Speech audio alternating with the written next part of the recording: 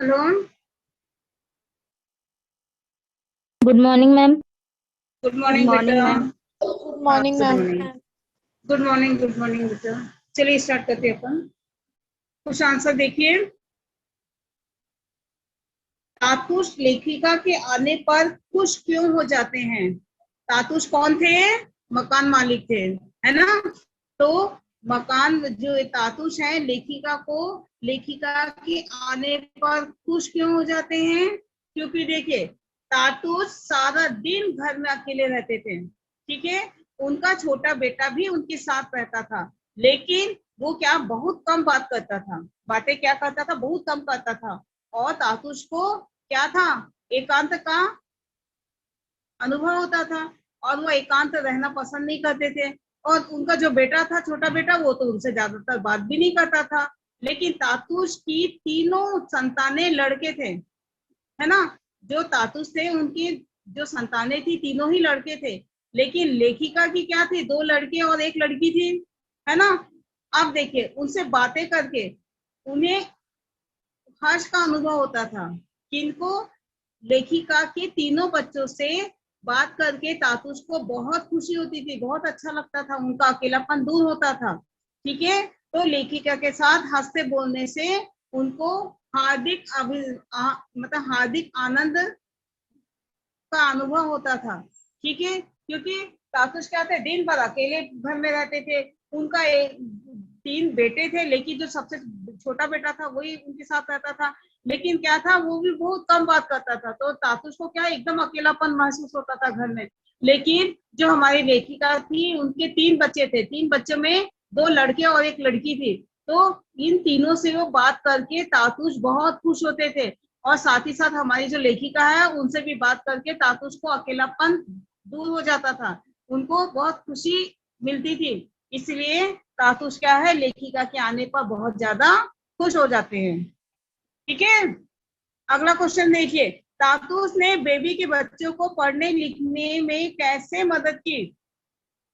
जो तातुष थे, वो हमारी जो लेखिका है बेबी हालदार, उनकी तीनों बच्चों को पढ़ने लिखने में कैसे मदद की है? देखो, तातुष बेबी के घर में काम तो चालू कर दी थी, ठीक है। जिससे क्या है, तातुष बहुत खुश भी थे, है ना। और उसे अपनी बेटी की तरह मानते थे। किसको? तातुष हमारी लेखिका को, बेबी हालदार को अपनी बेटी की तरह मानते थे। एक दिन उन्होंने बेबी से उसके बच्चों की पढ़ाई के विषय में पूछा, ठीक है। और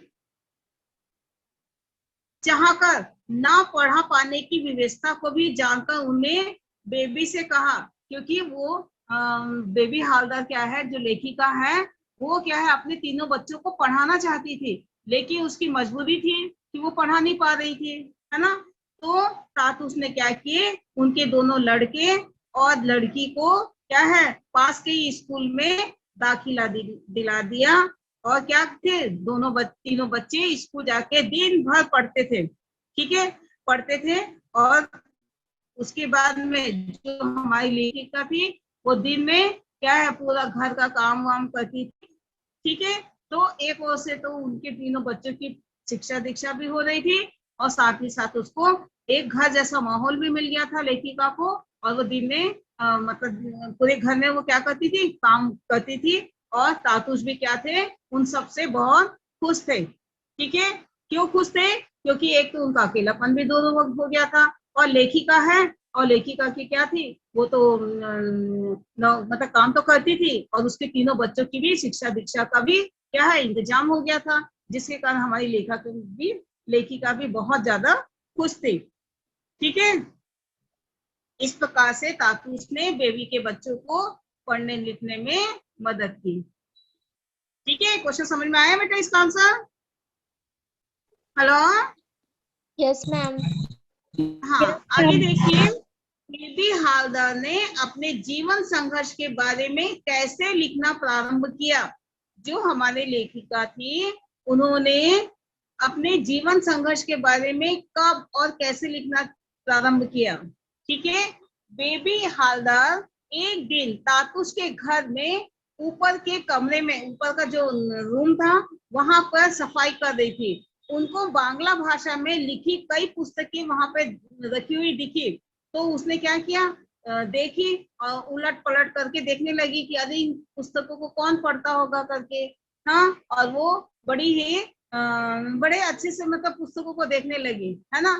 तो उसके बाद जब तातुस ने वहां आए और बेबी को उन पुस्तकों के बारे में देखा कि वो पुस्तकों को देख रही है, बड़ी ही मतलब बड़ी अच्छे से मतलब पुस्तक को देख रही है। तो उन्होंने उसके बारे में पूछा, ठीक है। तो पढ़ने के लिए उन्होंने क्या की, बुक दी। और उसके बाद क्या था, उन्होंने लेखिका ने क्या है उस पुस्तक को कुछ दिनों में पढ़ के उनको दिया, वापस किया। तब फिर वो जो तातुस थे उन्होंने क्या किया, उनको एक कॉपी दी और लिखने के लिए पेन दिया, है ना।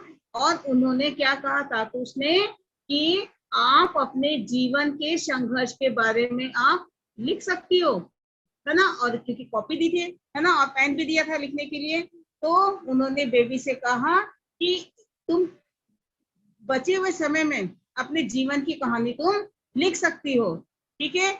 और पेन और कॉपी देने के कारण उन्होंने क्या किया, उसको और प्रोत्साहित भी किया था लिखने के लिए तातुस ने लेखिका को।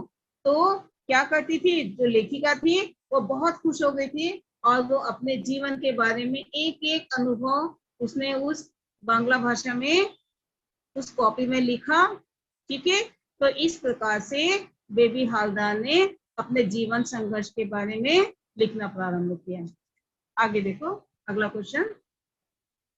तातुस के घर काम करते हुए बेबी को सब प्रकार की सुविधा एवं सहयोग प्राप्त था, परंतु एक उदासी थी उसके चेहरे पर झलकती थी। उसके पीछे क्या कारण थे, ठीक है। तो देखिए, तातुस के घर काम करते हुए बेबी को सब प्रकार की सुविधा और सहयोग प्राप्त हुआ था। वह सुख का अनुभव भी करती थी, परंतु उसे अपने बड़े लड़के की याद सताती थी। 2 माह से बेबी को अपने बड़े लड़के की कोई सूचना नहीं मिली थी।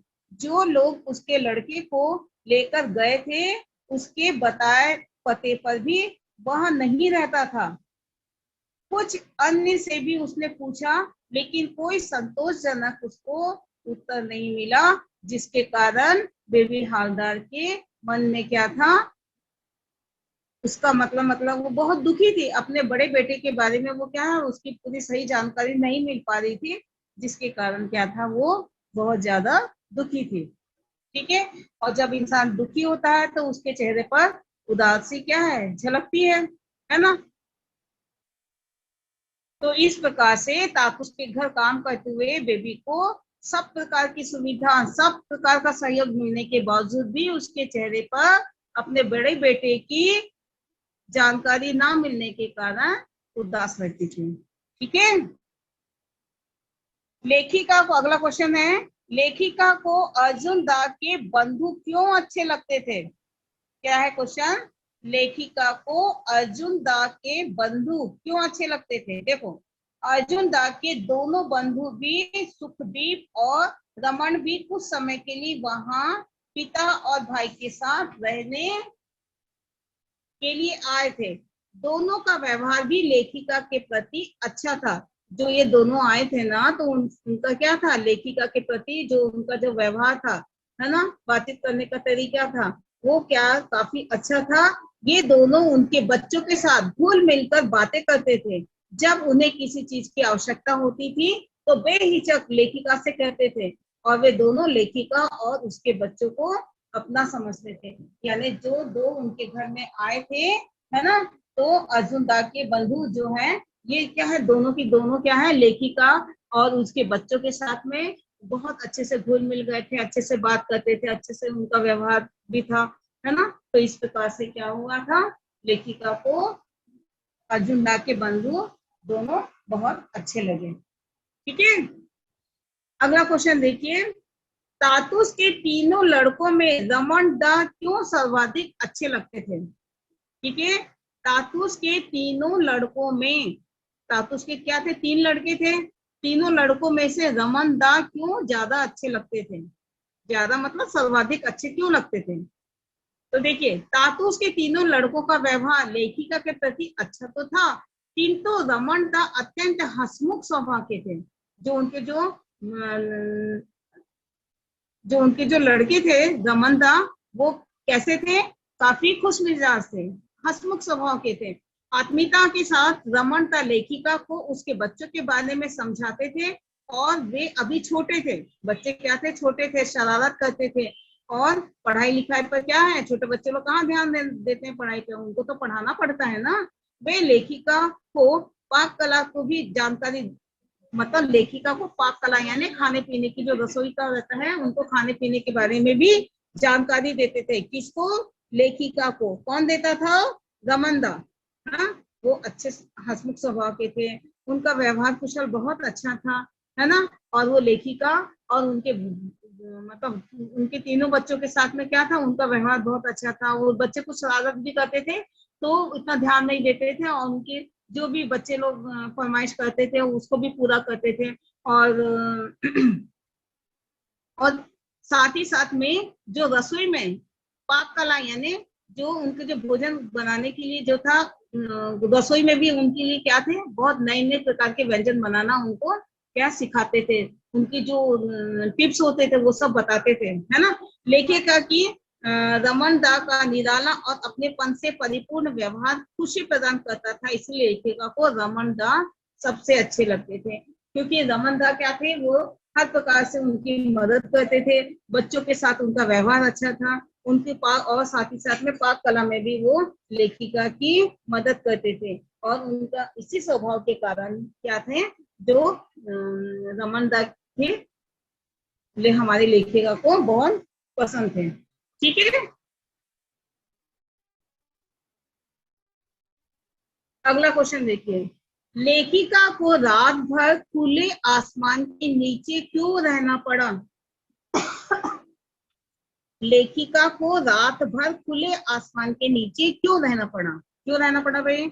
लेखिका अपने बच्चों के साथ जिस किराए के मकान में रहती थी, एक दिन जब वहां काम पर गई, तब बुलडोजर द्वारा उस मकान के साथ मोहल्ले के सारे मकानों को तोड़ दिया गया, और उसके सारे मकान को बाहर, सारे सामान को बाहर फेंक दिया गया।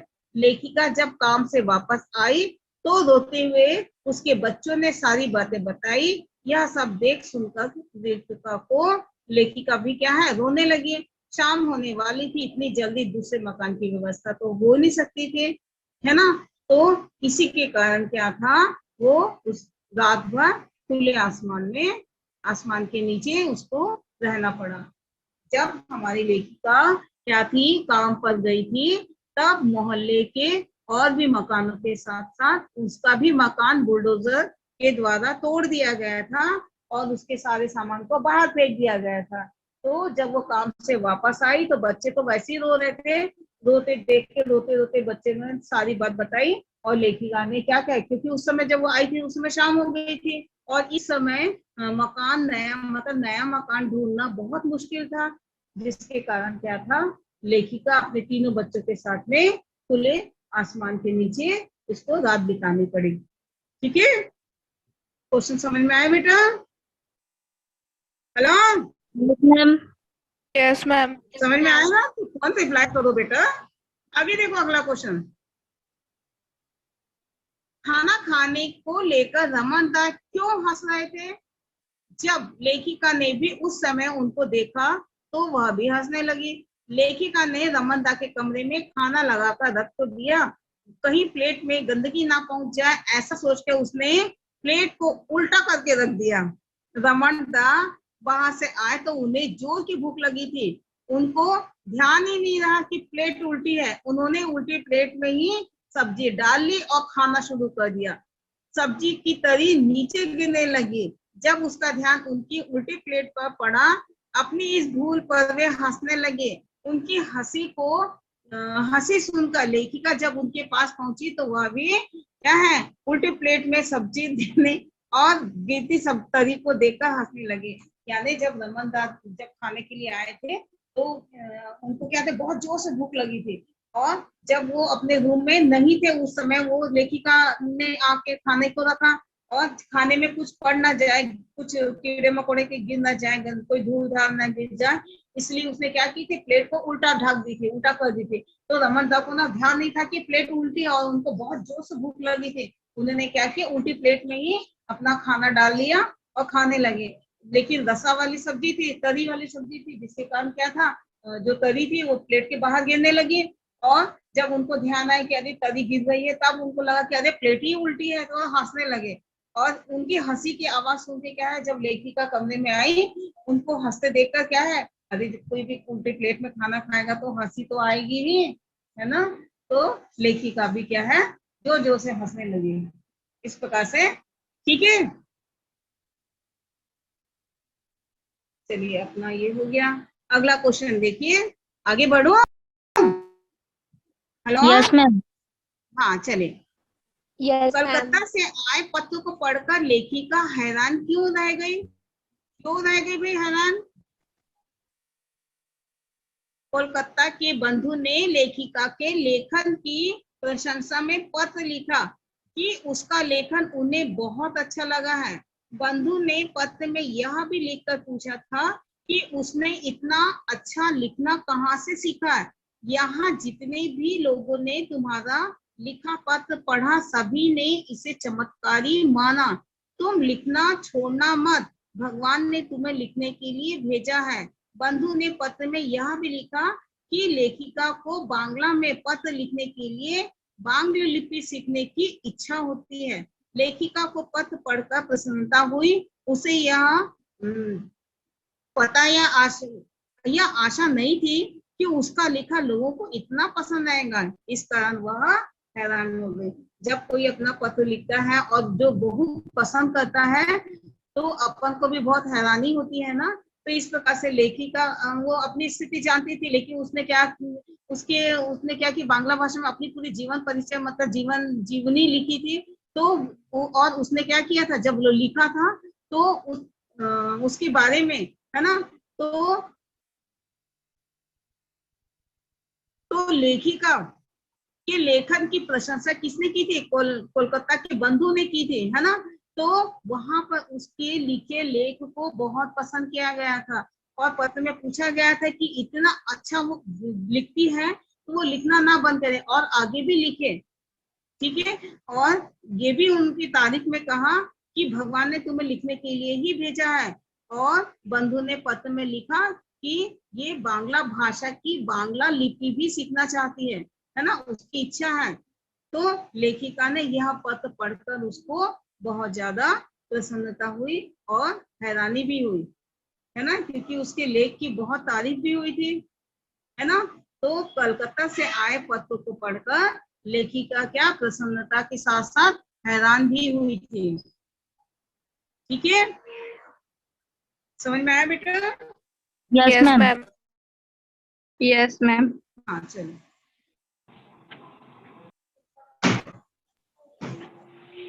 आगे आगे बढ़ू।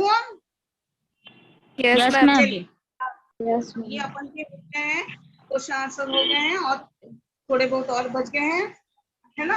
आप लोग सब जितने भी हैं, ये मैं आप लोग को इसके नोट्स भेज दूंगी व्हाट्सएप में, आप लोग नोट कर लेना। हाँ ठीक है, आज अपन यहीं Okay. पे यस स्टॉप मैम। करते हैं बेटा। ठीक है, हाँ